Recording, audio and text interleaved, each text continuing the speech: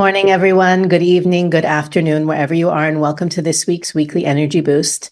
Today, Eitan and I are sharing the wisdom of how to know who you truly are, your true identity. And it's a perfect conversation. Obviously, the energy of this week is supporting us to go deeper, to discover our true desires and what's truly underneath all of the external noise and the layers that we've built up based on how we were raised, what we think other people want from us, and so many other factors.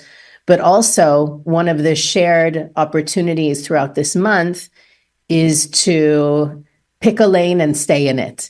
And we'll talk more about how being certain and choosing your path with conviction is more important than choosing the path itself. Weekly Energy Boost is a 7-day spiritual weather forecast in which we share with our listeners the most powerful and practical tools to navigate the coming 7 days from the wisdom of Kabbalah. And every episode, therefore, offers tools and wisdom you can use any week of the year in any situation. And this week is still, as we talked about last week, the midst of a really powerful and influential period in which we're setting up the course of the year to come. We're laying the blueprint of the structure we're creating for the year to come. And so this question often comes up of, how do we know our true potential? How do we know what really fulfills us? How do we know what's deep inside under all the layers that we're trying to shed and release and heal in our spiritual journey? So we're starting this week's conversation from that question of, who are we really? And how do we even begin to find out who we are in our core, truly and deeply? I love this topic because we all using the terminology, that's what I want, that's what I feel, that's what will make me happy. I want to be so honest with my feeling. And very often we get what we thought we really want, and it doesn't make us happy. We get the money, we get the love, we get overcoming the challenge, and something is missing. What does it mean something is missing? It means I'm still not fulfilling the real identity, the real me beneath the layer. So Rav Ashlag, one of the greatest Kabbalists, defined what is the real me is something that stays forever. What is the illusionary me? Something that is temporary. So he's saying, there's two sides to all of us. The part of us that stays forever is our soul. What is the real desires of the soul? Desire to get closer to the Creator. Desire to be a pure giver without agenda. Desire to elevate other people. Desire to learn the wisdom of life and why everything is happening in my life. Desire to understand, why do I have all these challenges in my life and how does it serve my purpose of elevation? Those are the desires of the soul, desire to truly be fulfilled, not by people giving me honor and respect, just by elevating my consciousness to be closer to the source, to the light. We have another side within us. We call it the illusionary self, the ego self, the opponent self. And that part within us, it's the easiest, it's the false identity, the Kabbalists. Why it's a false identity? Because that part within us doesn't stay forever. It was created in this world just to challenge us to grow, period. And that's a part of us that's saying, if I'll get what I want, if I'll get the honor, if I'll get the respect, if I'll get the achievement, that's what will make me happy. If I will be liked, that's what will make me happy. If everybody will recognize I'm such a hero, that's what will make me happy. When I'll prove them wrong, that's what will make me happy. When I'll be right and they'll be wrong, that's what will make me happy. When I win, that's what will make me happy. And it never makes us truly happy. Not because it's not spiritual, simply because it's not the real us. So who is the real me? The soul desires. Because that soul stays forever. It's my essence. It's my true identity.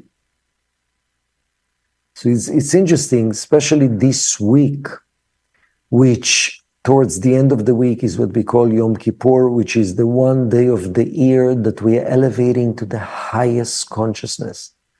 So the Kabbalah is saying, when you are really in the highest consciousness, you can clearly see the difference. This is the real me, and this is the illusionary me. It's important illusion. It's part of the test of life. We cannot neglect it or ignore it.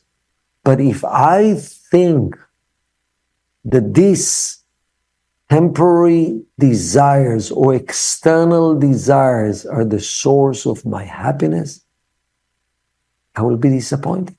You know, sometimes people lying, and nobody found them lying. They're just lying. Nobody knows about it. And I've seen at least 2 cases that later on in life, these 2 people became sick. Why? Nobody found the lie. Nobody knew that they were cheating. They're the only one. They were never caught. But they couldn't live with themselves. Why? What's the big deal? Because that person didn't feel they're pleasing the real me. Doesn't mean you cannot change it or re-choose, better choices. That's part of the cleansing process.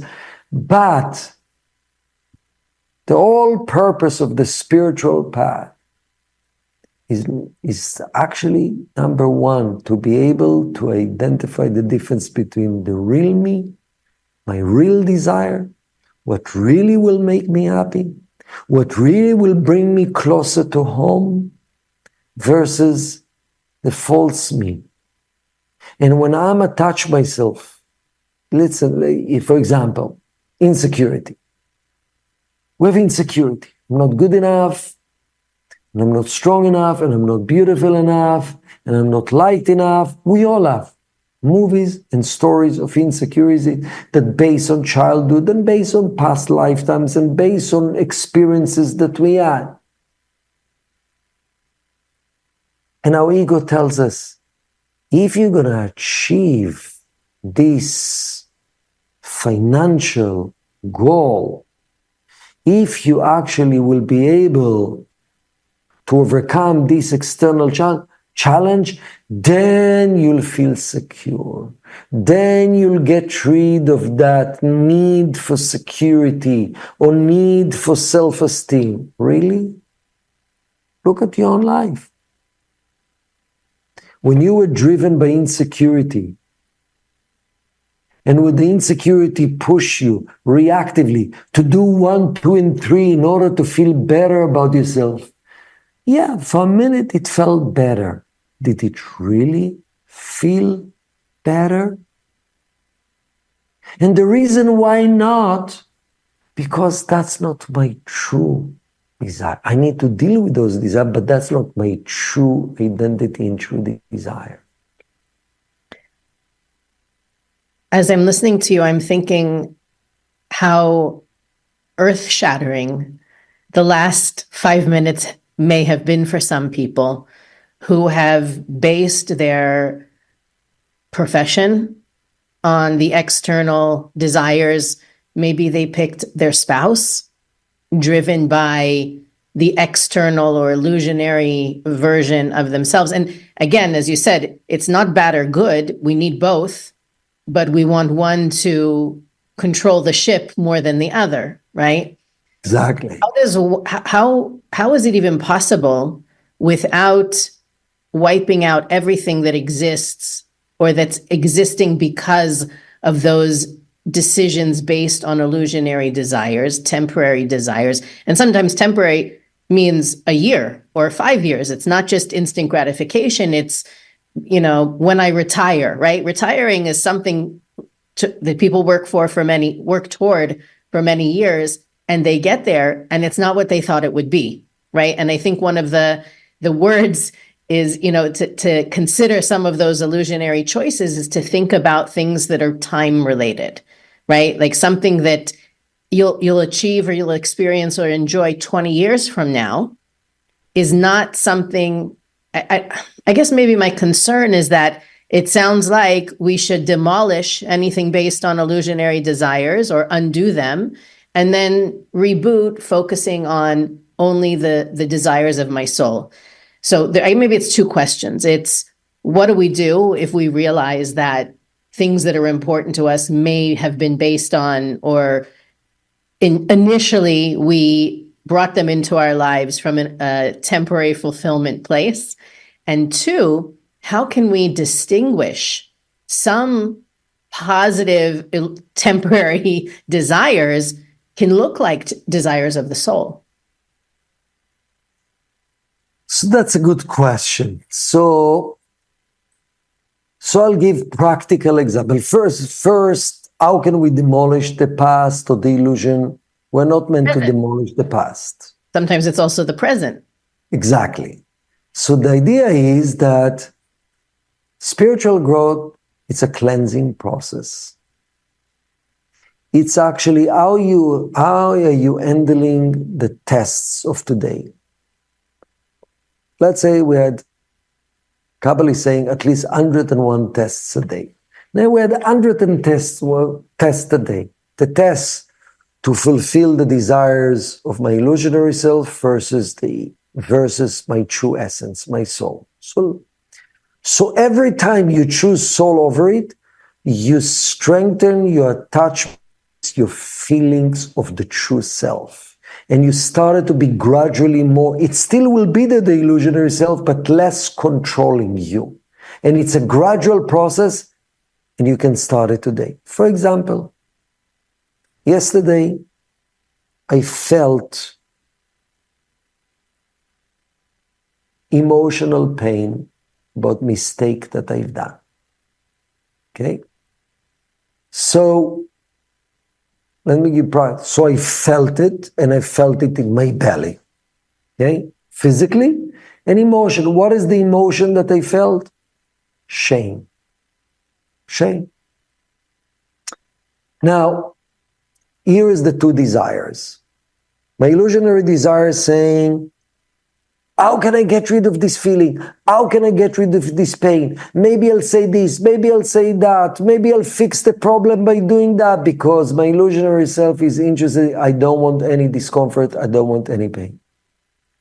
My soul then I ask myself a simple question. I quiet myself. I say, what do I really want? My soul told me, what you really want is growth from this experience. Accept the mistake. Even though it's still painful, actually breathe into it and accept it. And actually what my soul told me in the real voice is, by accepting this temporary discomfort, you are actually getting closer to the light, getting closer to the source, getting closer to growth and to real fulfillment. Not just relief from shame, by fixing it, by apologizing reactively without really going through a healthy process. So for me, the desire of the illusionary self is just relief of discomfort.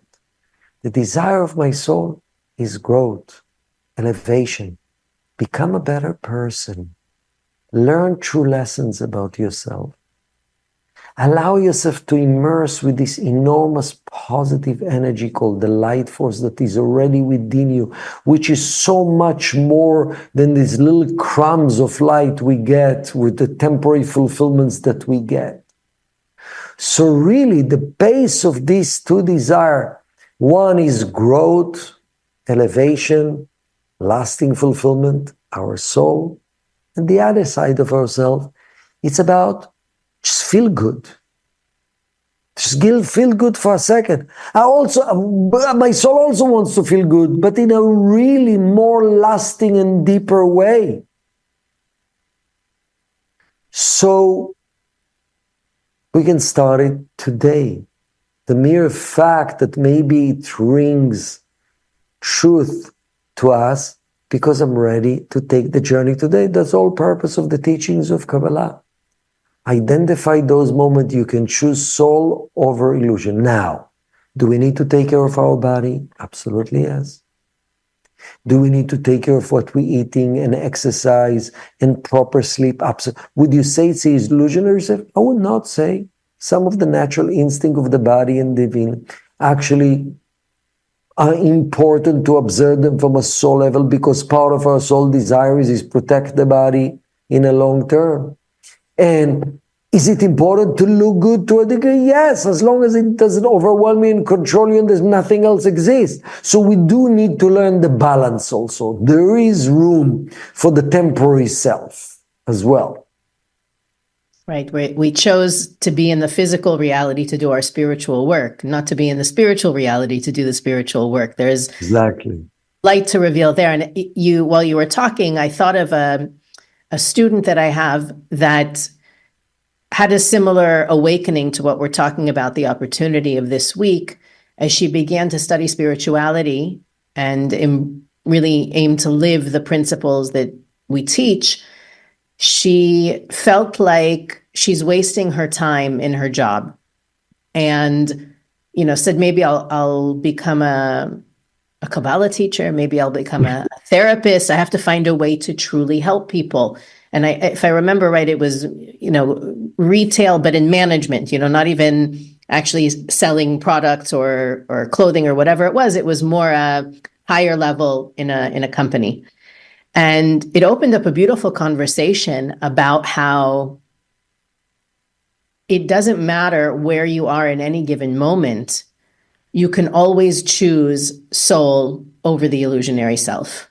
You can be in a conference call, in a meeting, even selling clothing or products. There's always that push and pull between the two aspects of ourselves. And rather than say, okay, as I said before, I'm going to quit and just, leave my career path behind and find a service-based profession to be in. But what happens to the potential light and the elevation and the growth that's waiting in her building, in the office, with her coworkers? And it really helped to create not only a shift for her, but what she was able to do was pass that shift down to her team and who she worked with, so that it wasn't only, how can I reveal the light of the Creator and the light of my soul in my next phone call, in my next meeting, when I set my yearly goals and all those things.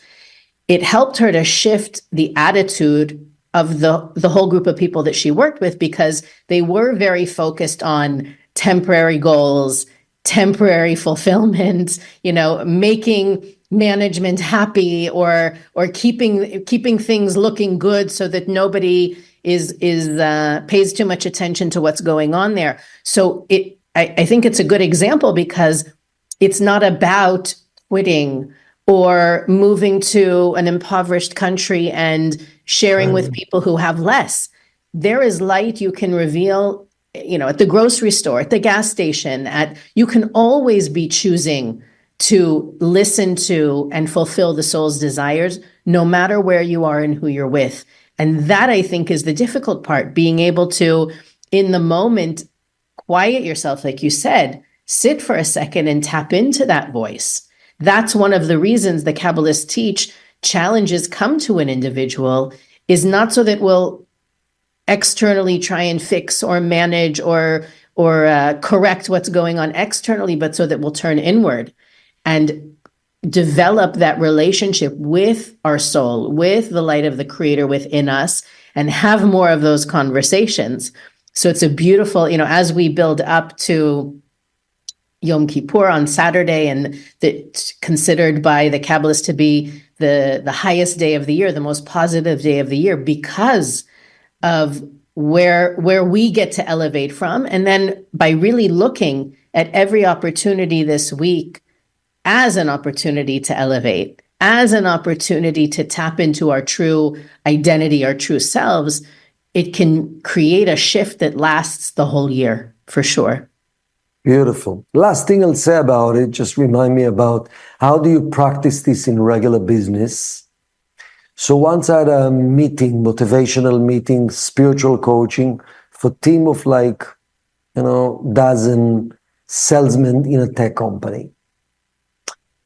And after discussions, people actually realized the most successful salesmen are those who, yes, they have a desire to sell a product, but actually they deciding that no matter what, I'm here to give energy, to give opportunity, and I'm not attached to the results. So while they have a desire to sell the product, but the overall desire that actually that's what makes them happy, to give energy in the meeting, to give service, to give opportunity, to support, to assist, to add value, and let go. And those are the people that are the most successful. Because if you are there flying for a meeting, for 3 hours meeting, you flew 2 hours flight, and afterwards you feel major rejection. So it means you failed because the customer didn't buy. But if you connect to your soul desire, I'm here for a reason, I'm not sure exactly what, I'm here to give energy no matter what. You never fail. You just planted a seed of blessing, of abundance. How it will come back doesn't matter. So are you letting just your illusionary desire? The temporary desire is also important, but just that to drive your life? Or doesn't matter, as you said, Elisheva, if it's business, if it's an office, it's just selling coffee. Imagine your goal is to give energy. The coffee is just a 1% vehicle to do it.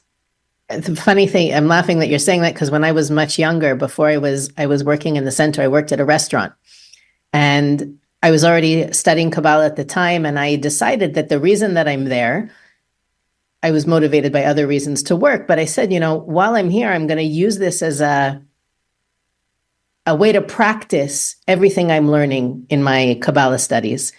And I said, everybody that walks in, okay, they're hungry, or they're here to pick up food, they're calling to order. I want to make sure that after I've dealt with them, they're having a better day, they're happier, they feel better, whatever it is. So what usually happens, by the way, in those situations, like you said, will it come back to me? You don't get to see it, right? The other person doesn't come back afterwards and say, thank you for being so nice, you made my day, right? It's like a takeout restaurant. It wasn't a place that you build relationships with people. So one day somebody called to place an order, and I said, hello, can I help you? And they said, are you the one who smiles all the time? And it was like, one of those messages from the Creator that, it does make a difference. And it does, I am adding value. It's not, for me, it wasn't about, do I sell the food or do I not sell the food? I was just the cashier. But the fact that after a person interacts with me, they're more elevated than they were before the interaction. That's a simple and very small way to practice fulfilling the desire of the soul. Because I think one of the hardest things, and I don't know if you have any thoughts to share on the idea, but one of the hardest things when you begin this awareness, I have two aspects to myself and I want one to dominate the other, is sometimes there's scenarios where it's not always clear which part of me I'm listening to right now, or which part of me is telling me to do X, Y, or Z. Do you have any guidelines, or really just few ways to check yourself that you're listening to your true you, your soul you, versus the illusionary you?